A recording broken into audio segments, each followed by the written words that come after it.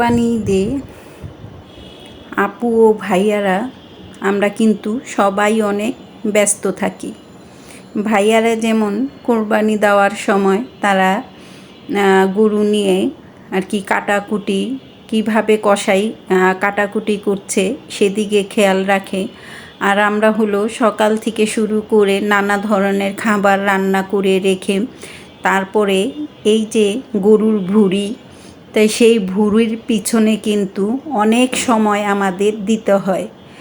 ভাইয়ারা তো কাটাকুটি করে মাংসটা বাটবাটারা করে, তার সাথে আমরাও কিন্তু হাতে হাত মিলিয়ে কাঁধে কাঁধ মিলিয়ে মাংসটা সব আত্মীয় স্বজনের মধ্যে আর কি পরিচিত সবার মাঝেই বিলিয়ে দিই। তারপরে হয় আমাদের গৃহযুদ্ধ এই ভুঁড়ি নিয়ে। তাই যাদের নাকি খালা বা বুয়া নেই, মানে হেল্পিং হ্যান্ড নেই, তাদের কিন্তু অনেক সমস্যা হয়ে যায় এই ভুঁড়ি নেওয়ার ব্যাপারটা। তার মধ্যে কিন্তু আমিও বাদ পড়ি না, কারণ হলো আমার কিন্তু খালাও নেই আর বুয়াও নেই। তাই যেহেতু দুইজনের কেউই নেই আমার, তা আমার কিন্তু এই ভুঁড়ি পরিষ্কার করতে অনেক কষ্ট হয়ে যায়, মানে অনেক কষ্টসাধ্য। সারাদিন কাজ করার পরে আবার এই ভুঁড়ির সাথে যুদ্ধ। তার জন্য আমি এমন একটা টিপসে ভুঁড়িগুলো পরিষ্কার করে নিয়েছি, যেটা নাকি আমি এবার চিন্তা করেছি এবার কোরবানি ঈদে ইনশাল্লাহ আমার কোনো কষ্টই হবে না। যদি আমার দেখানো এই পদ্ধতিগুলি অবলম্বন করেন তাহলে দেখবেন আপনাদেরও ঈদে এভাবে ভুঁড়ি নেওয়া কোনো ব্যাপারই না।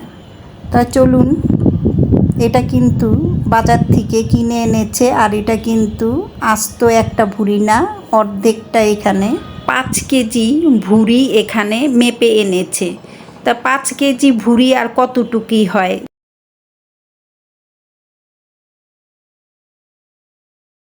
কেটে ধুয়ে পরিষ্কার করে রাখে, তারপরে কিন্তু আমরা বাসায় নিয়ে আসি, বা ওনারা কিন্তু চুনা দিয়ে কিন্তু এটা পরিষ্কার করে থাকে। তো ওভাবে আমরা খাই না, চুনা দিয়ে আমার কাছে মনে হয় বটের আর কি ভুঁড়ির অর্ধেকটা স্বাদই চলে যায়। তা যাই হোক, আজকে আমি কিভাবে এই ভুঁড়িগুলো নিয়েছি সেটাই আপনাদের সাথে শেয়ার করব। তা ভুঁড়িটা আমি বাসায় যখন এনেছে তারপরে আমি এটাকে ছোট ছোট করে আর কি পরিষ্কার করার সুবিধার্থে প্রথমেই ভুঁড়িগুলো ছোট ছোট করে পিস করে নেবেন। তারপরে এটাকে আমি ভালোভাবে এখন কলে ধুয়ে নেব। তার জন্য আমি কলের নিচেই বলটা রেখেছি। এভাবে কলের নিচে রেখে যদি একবারে ধোয়া যায় তাহলে কিন্তু অনেক সুন্দরভাবে ধোয়া হয়ে যায়। দেখুন কতটা পরিষ্কার হয়েছে, আমি একবারে যে ধুয়ে নিয়েছি। এখন আমি এখান থেকে 1 পিস বট নিয়ে নিলাম, মানে ভুঁড়ি নিয়ে নিলাম। দেখুন আমি কিন্তু একবারে ঠান্ডা পানি দিয়ে ধুয়ে পরিষ্কার করে, কলের পানি দিয়ে আর কি ধুয়ে, তারপরে আমি ভুঁড়িটাকে ছোট 4 চামচের সাহায্যে আমি আস্তে আস্তে পরিষ্কার করে নিচ্ছি। জানি না আপনারা কতটুক আমার কথা বিশ্বাস করছেন।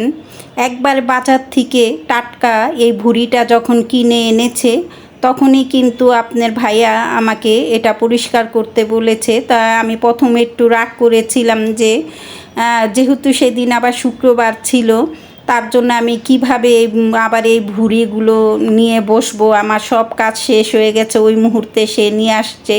তাই যাই হোক, তার একটা পছন্দের খাবার, তার কি করার আছে।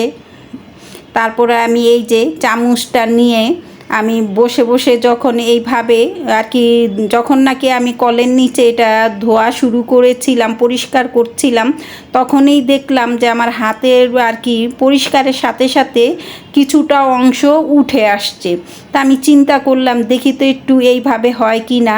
তা আমি সাথে সাথে এই যে আপনাদের একবারে সরাসরি কিন্তু হঠাৎ মনে পড়লো যে আপনাদের সাথে আমি আর কি অন্য একটা পদ্ধতিতে আমি পরিষ্কার করার পরিকল্পনা ছিল, তার জন্য আমি ভিডিও ক্যামেরাটা অন করেছিলাম যাতে করে আপনাদের দেখাবো, কিন্তু সেই মুহূর্তে দেখলাম যে ভুঁড়িগুলো এভাবেই পরিষ্কার হয়ে যাচ্ছে।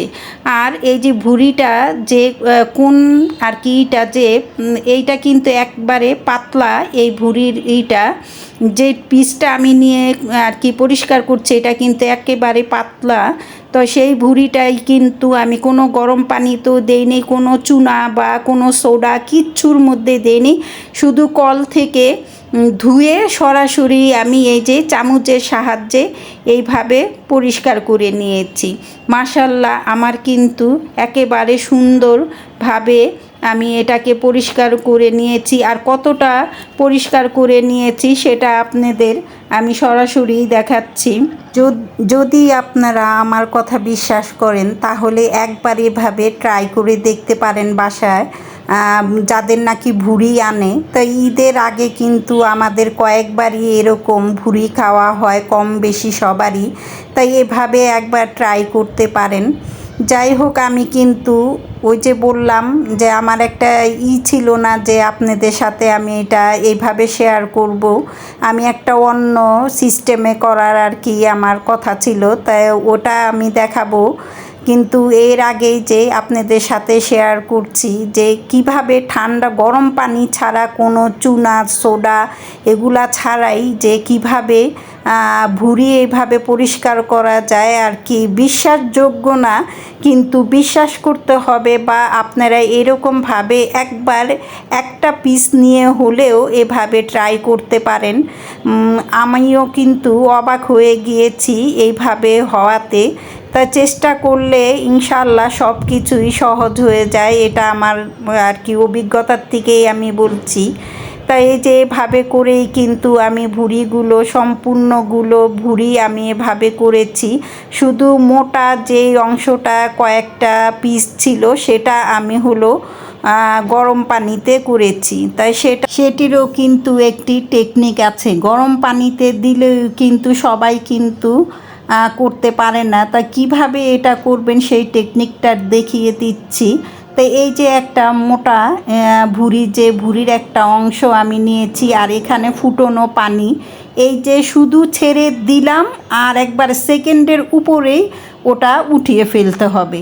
এভাবে যদি আপনারা ভুঁড়িটা দিয়েই সাথে সাথে সেকেন্ডের মধ্যে ভুঁড়িটা উঠিয়ে নেন তাহলে দেখবেন ধরা মাত্রই যে একটু দেখুন, দেখলে একটু বুঝে নেবেন যে কিভাবে হাতের সাহায্যেই ভুঁড়িটা কিন্তু একবারে উঠে আসছে। আর এখন কিন্তু এটা গরম, তা আমি এই ভুঁড়িটাও পরিষ্কার করে নিয়েছি। তো হঠাৎই আমার ক্যামেরাটা যে কিভাবে ওটা স্কিপ হয়ে গিয়েছে বুঝতে পারলাম না। তারপরে আমি এই যে আরেকটা আমি সেই একই পদ্ধতিতে আমি গরম পানির থেকে দিয়েই একবার সেকেন্ডে উঠিয়ে নিয়েছি। আর দেখুন মাশাআল্লাহ, ওটাও আমি কিভাবে এই যে পরিষ্কার করে নিচ্ছি। আপনারা যদি এই টিপসগুলো ফলো করেন তাহলে দেখবেন একটা ভুঁড়ির অংশ নষ্ট হবে না, আর সুন্দরভাবে ভুঁড়িগুলো পরিষ্কার হয়ে যাবে। তা আমি এভাবে করে কিন্তু প্রতিটা ভুঁড়ি পরিষ্কার করে নিয়েছি একেবারে কম সময়ে। তারপরে এই ভুঁড়িটাকে আমি একবারে ধুয়ে দেয় সেদিনই আমি আবার ওটাকে একটু হলুদ দিয়ে সিদ্ধ করে নিয়েছি। সিদ্ধ করার পরে এটাকে আমি ঠান্ডা করে নিয়েছি। তারপরে আমি এটাকে এভাবেই আমি ডিপ ফ্রিজে ফ্রোজেন করে রেখেছি। তো কেমন হলো আমার আজকের এই টিপসগুলো কমেন্ট করে জানাবেন।